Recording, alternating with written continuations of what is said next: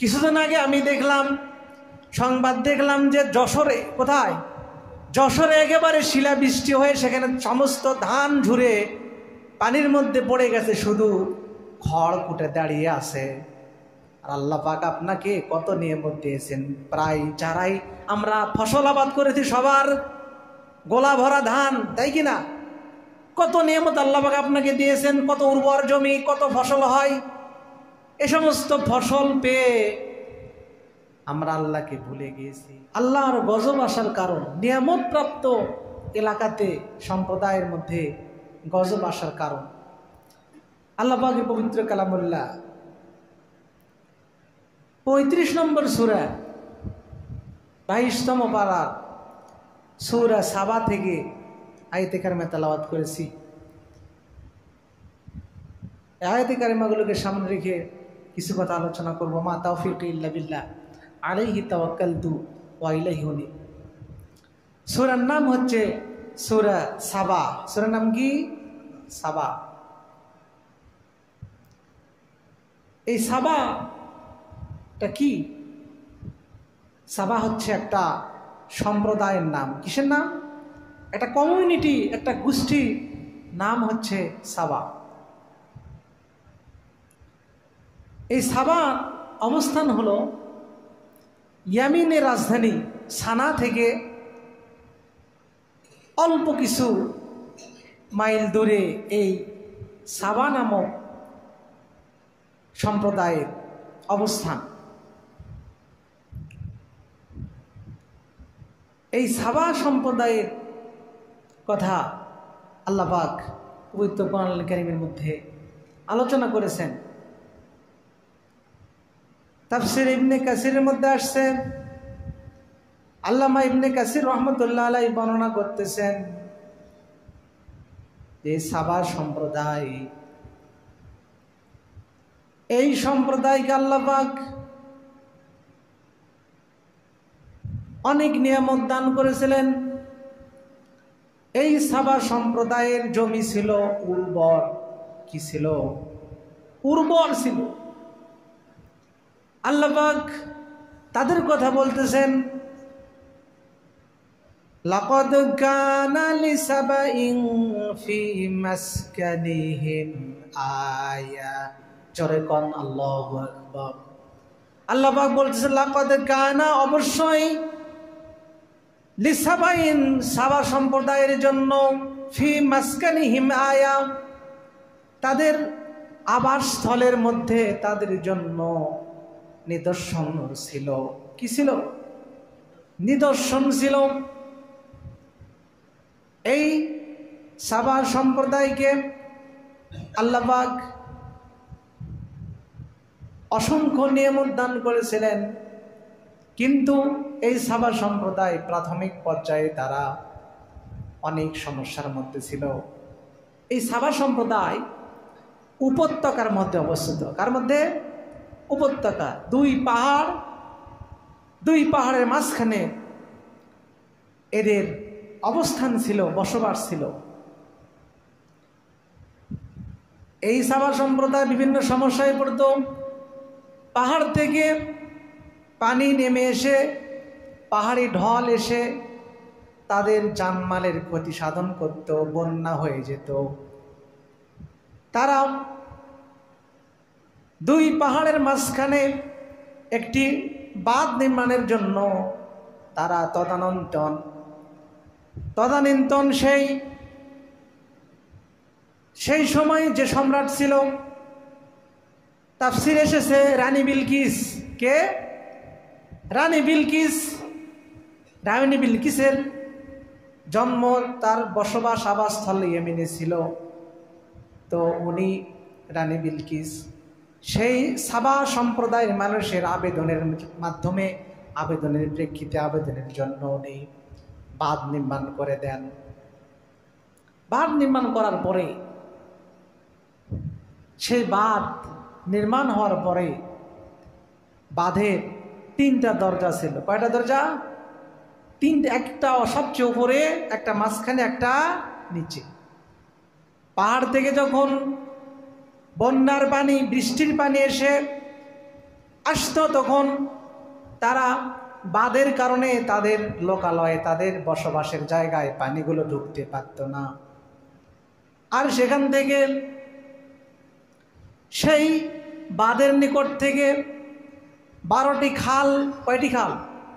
12টি খাল নির্মাণ করে শহরের বিভিন্ন জায়গায় পানি সরবরাহ করা হতো। সুবহানাল্লাহ। আর সেই কারণে শহরের ডান পাশে এবং বাম পাশে, সে কথা আল্লাহ বলতেছেন, জান্নাতানি আন ইয়ামিনি ওয়া শিমাল, শহরের ডান পাশে এবং বাম পাশে দুই পাহাড়ের পাদদেশে দীর্ঘ উদ্যান ছিল। কি ছিল? দীর্ঘ উদ্যান, বাগান ছিল। আল্লাহ পাকের রহমতে এত ফসল ফলাতো, এত ফল উৎপাদন হতো, কোনো ব্যক্তি যদি সেই বাগানের মধ্যে দিয়ে যদি খালি যদি কোনো পাত্র, খালি যদি কোনো ঝুড়ি মাথায় করে নিয়ে যেতেন, এমনি হেঁটে যেতেন, তাহলে ফল দিয়ে সেই ঝুড়ি ভরে যেত। সুবহানাল্লাহ। তাহলে কত নিয়ামত, যে বিরাট একটা ঝুড়ি মাথার উপর করে নিয়ে হেঁটে যাচ্ছে, আর আল্লাহ পাকের দেওয়া নিয়ামত, উন্নত উর্বর জায়গা, ফল দিয়ে ফল পড়ে ওই ঝুড়ি ভরে যেত। সুবহানাল্লাহ। এত নিয়ামত আল্লাহ পাক দিলেন। আর সেই শহরটা ছিল স্বাস্থ্যকর পরিবেশের শহর। কিসের শহর? স্বাস্থ্যকর শহর ছিল। আল্লাহ পাক বলতেছেন বালদাতুন তাইয়্যিবা, স্বাস্থ্যকর শহর ছিল।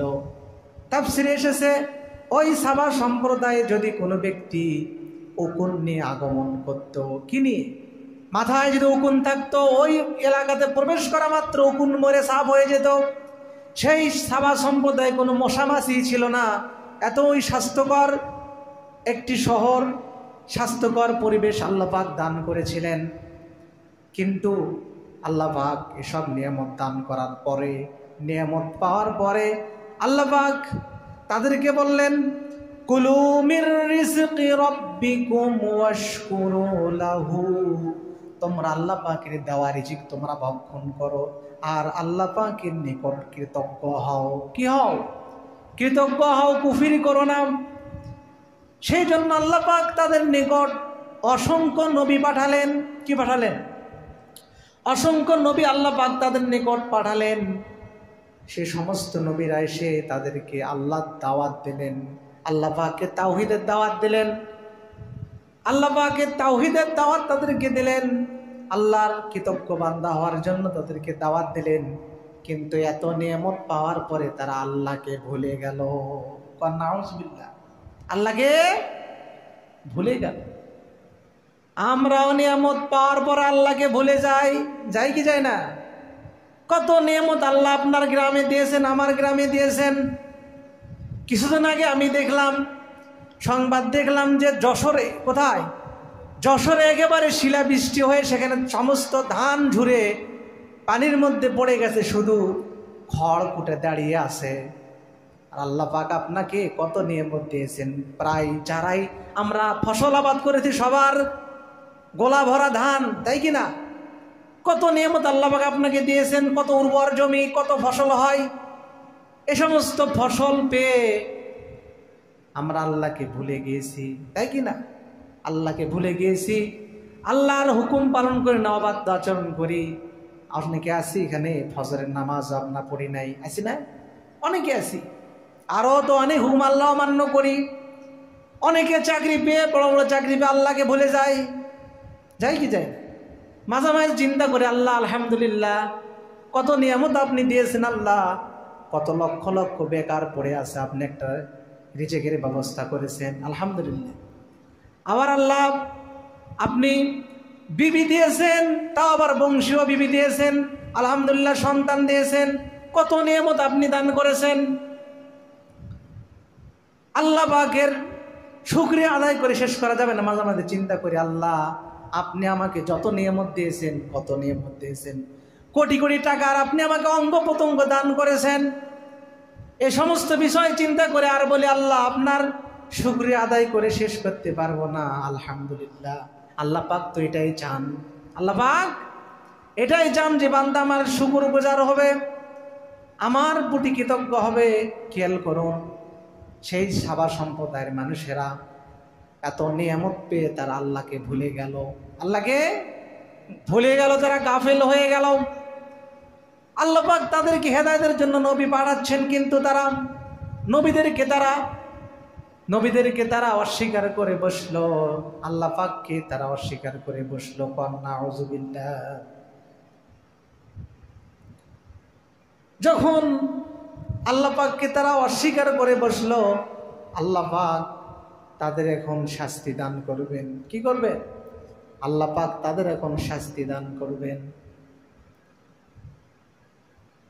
ওই যে বাঁধ তারা নির্মাণ করেছিল, কি নির্মাণ করেছিল? যে বাঁধ নির্মাণ করেছিল,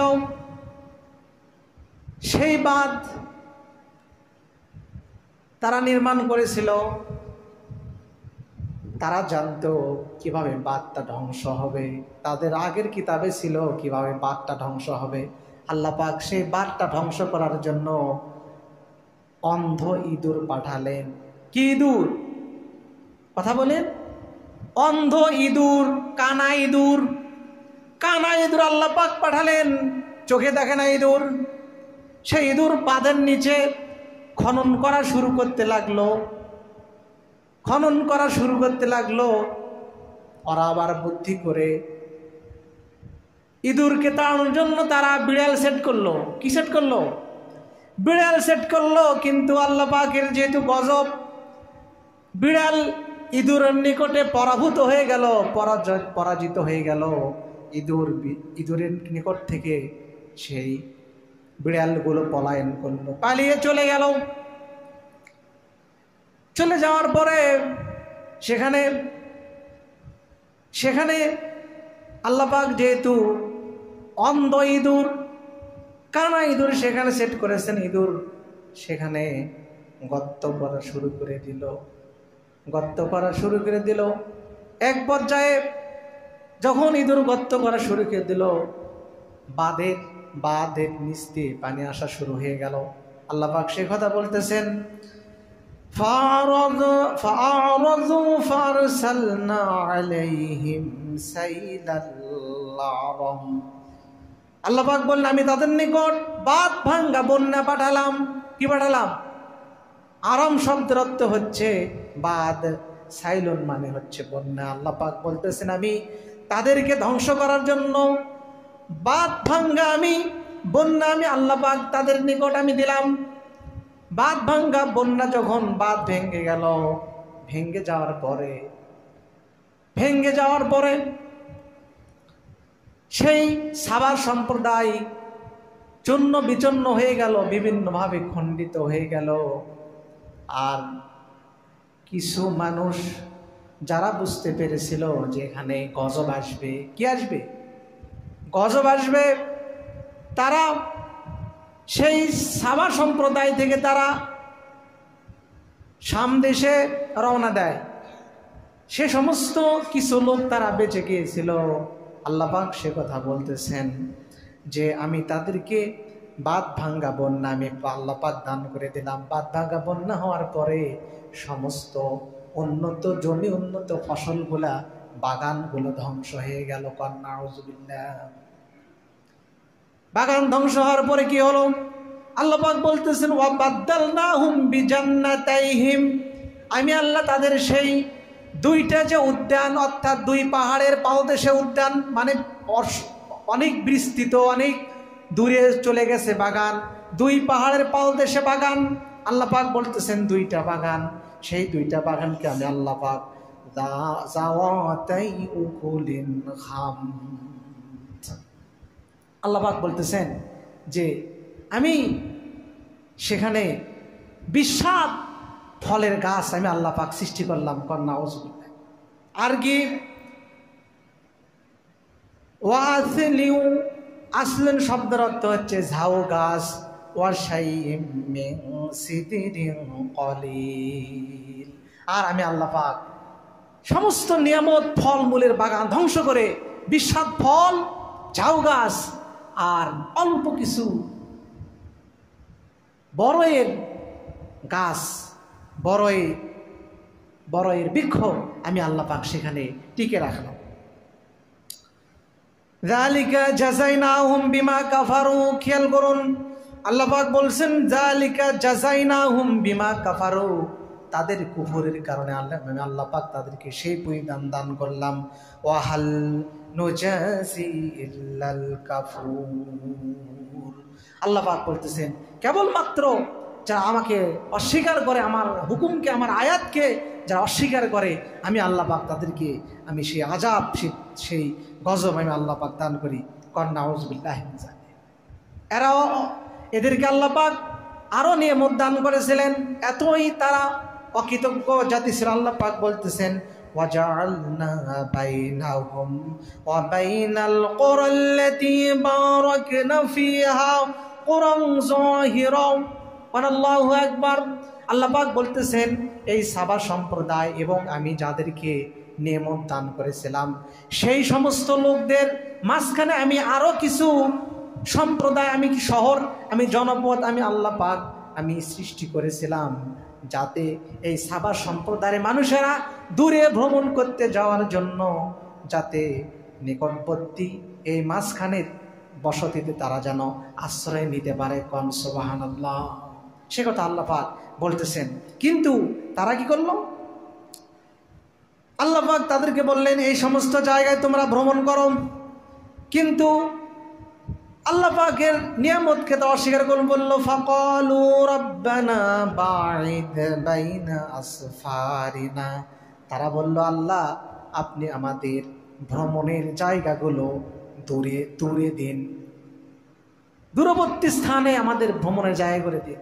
আমরা ভ্রমণ করতে যাব, মাঝখানে আবার এই সমস্ত বাড়ি কেন? আল্লাহ পাক তাদের জন্য সহজ করলেন। তারা উল্টো যাচ্ছে। এই সাবা সম্প্রদায় আর হচ্ছে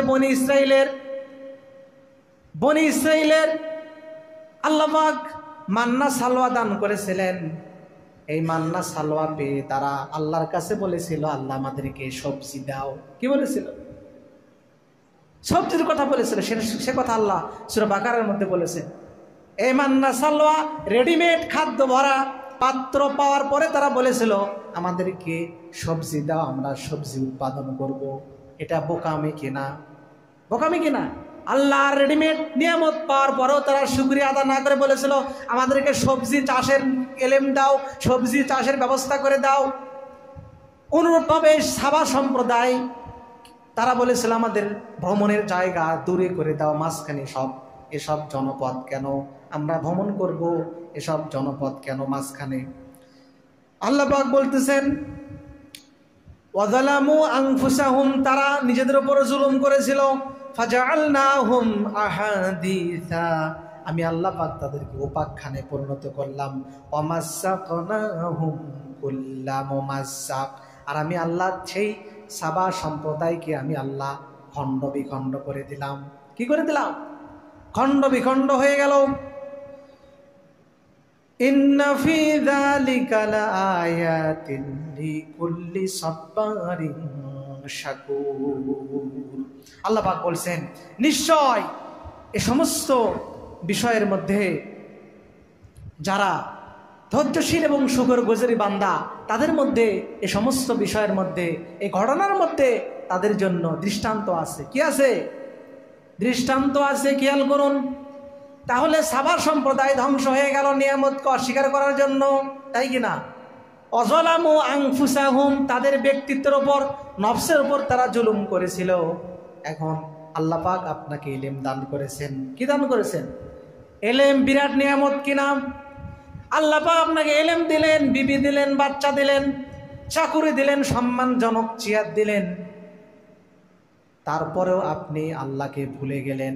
আল্লাহ পাক বিবেক দান করে আল্লাহ পাক বললেন জুলুম করার জন্য আমি সাবা সম্প্রদায়কে আমি ধ্বংস করে দিয়েছি। তুমি একটু চিন্তা করো, তোমার জন্য এখানে নিদর্শন রয়েছে।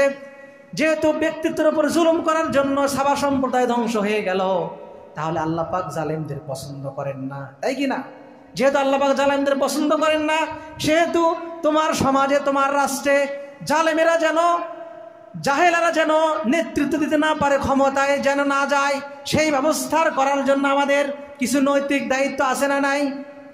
কত ইসলামী বড় বড় ওলামাই কেরামেরা, ইসলামী আন্দোলনের ভাইয়েরা আল্লাহর দিন, আল্লাহর জমিনে প্রতিষ্ঠিত করার জন্য কত শ্রম দিচ্ছেন, আমাদেরকে ডাকতেছেন।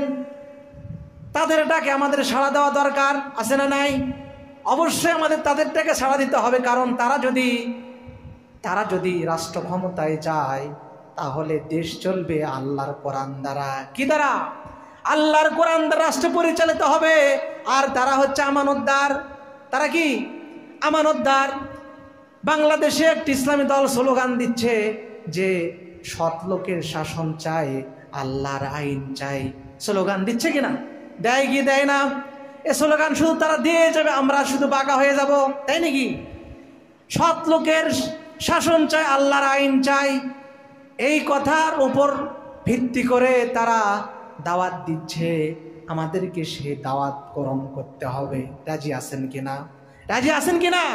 দুই হাত তুলে আল্লাহকে দেখাতে হবে। লিল্লাহি তাকবীর। আমরা তাদের পক্ষে থাকবো ইনশাআল্লাহ। সম্মানিত হাজিরিন, আল্লাহ পাক যতটুকু আলোচনা হলো আমাদেরকে বাস্তব জীবনে আমল করা তৌফিক দান করুন।